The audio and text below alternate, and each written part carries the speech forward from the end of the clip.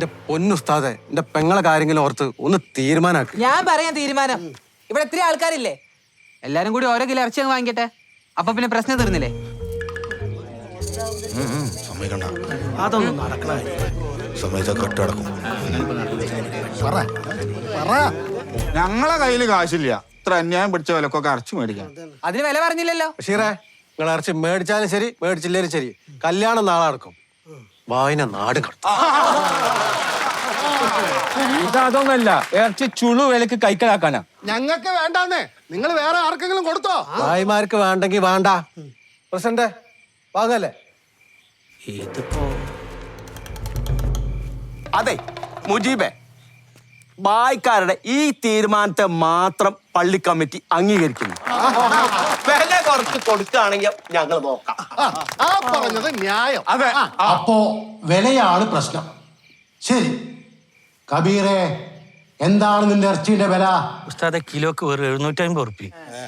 നിങ്ങള് 750 ഇറച്ചി വാങ്ങാൻ തയ്യാറാണ്? ഇല്ല, ഒരു 250 ഉറുപ്പിയൊക്കെ നോക്കാം. ആരാ പറഞ്ഞ 250? ആരാ 250 പറഞ്ഞത്? അല്ല, ആരോ ഒരാൾ ഒരു അഭിപ്രായം പറഞ്ഞു.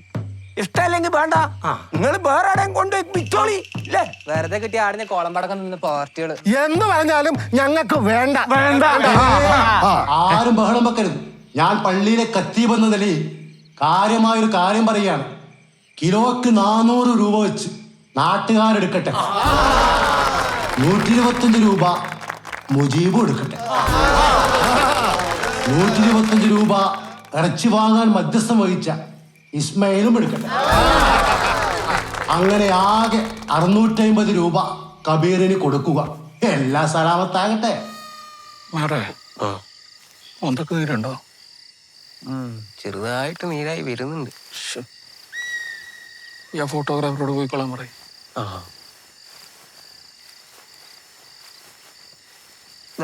ഈ തൊപ്പി കൂടി വെച്ചോ. ഒറ്റ തൊപ്പി. ഇറച്ചി വേണ്ടവര് 2-3 നിബന്ധനകൾ പാലിക്കണം. 1, കാശുറക്കം. 2, ക്യൂ പാലിക്കണം. 3, ഇറച്ചി വാങ്ങാൻ ചേമ്പിലെയോ വാഴയിലെയോ തേക്കിലെയോ മറ്റെന്തെങ്കിലും കൊണ്ടുവരണം. എന്നാൽ എല്ലാവരും ഇലകളോ മറ്റു സാധനമായി ഉടൻ വന്നോളി. ആദ്യം വരുന്നവർക്ക് ആദ്യം.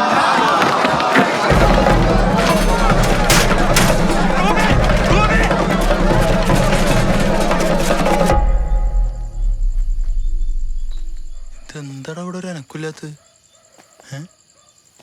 എന്റെ എല്ലാരും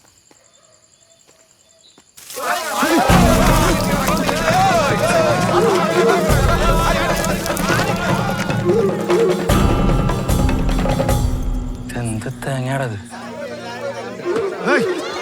ചൊറിയൻ ചെമ്പാർന്ന ബഷീറ കടിച്ചു മറിച്ചു.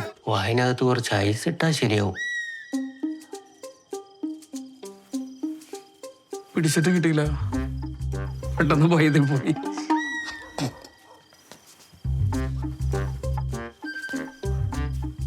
എന്ത് പറ്റിയതാടാ? നാസറിനെ ഞാൻ തല്ലി.